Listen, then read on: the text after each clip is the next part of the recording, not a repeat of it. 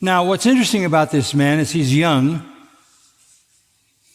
He's young, Matthew tells us in his account. And then Luke adds that he was a ruler. So the rich young ruler.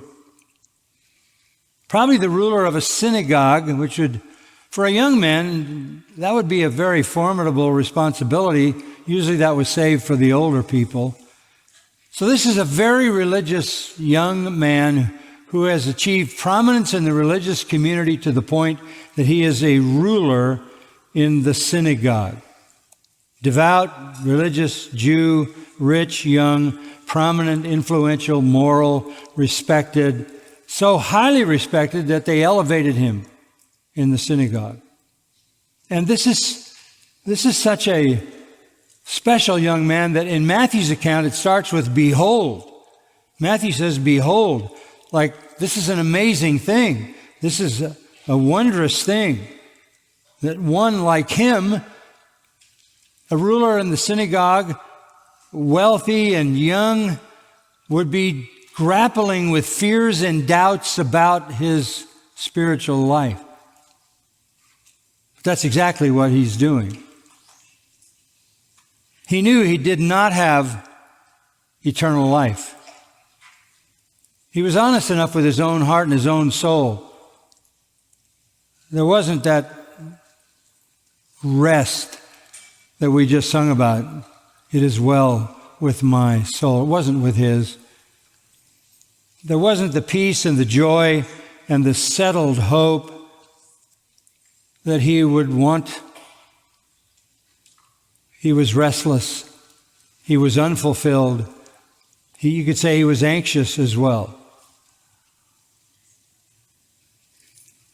And this is really where the gospel does start. It starts with knowing you need something you don't have.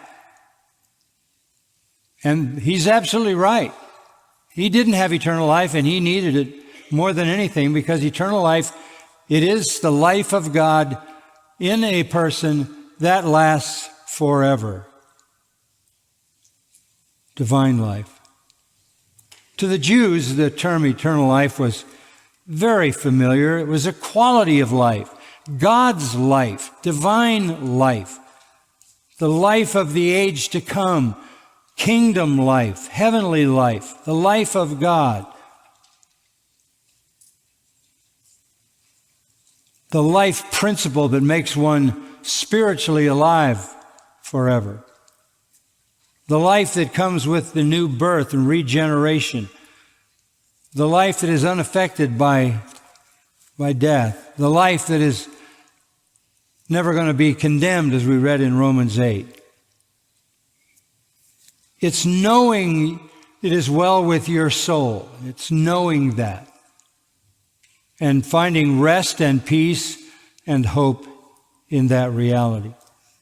So this is a good place to start.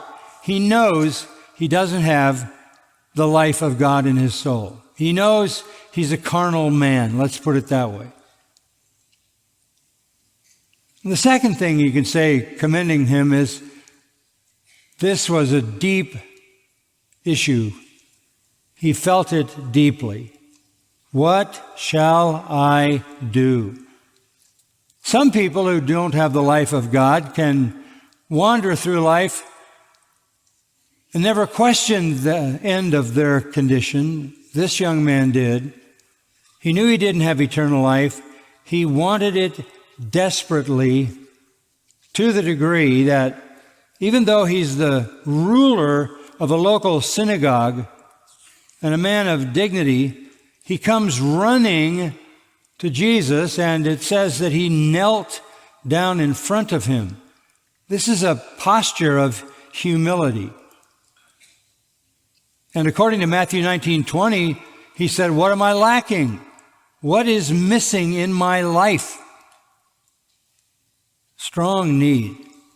The cry of an unsatisfied, unsettled, unfulfilled person. No, he lived an outwardly exemplary religious life.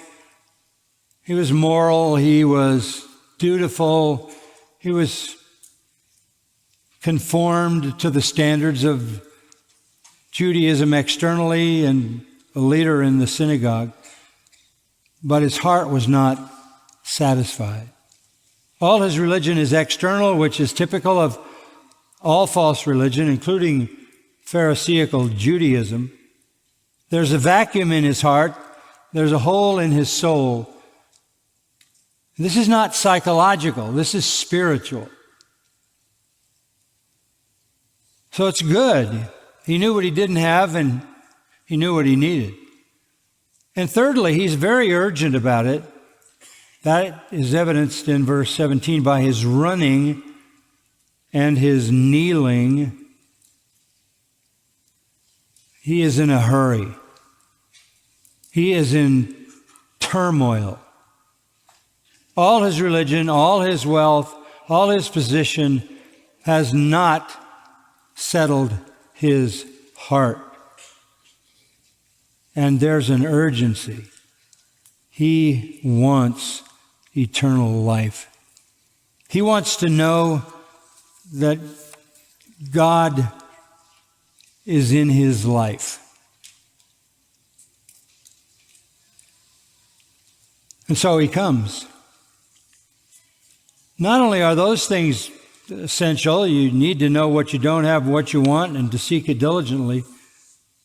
But there's a fourth reality here, and this is probably the most important thing of all. He came to the right source.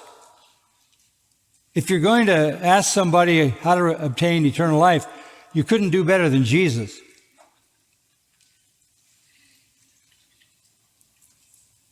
Jesus is even called, 1 John 5:20, that eternal life. John 1, in him was life. He is the life, the way, the truth, and the life.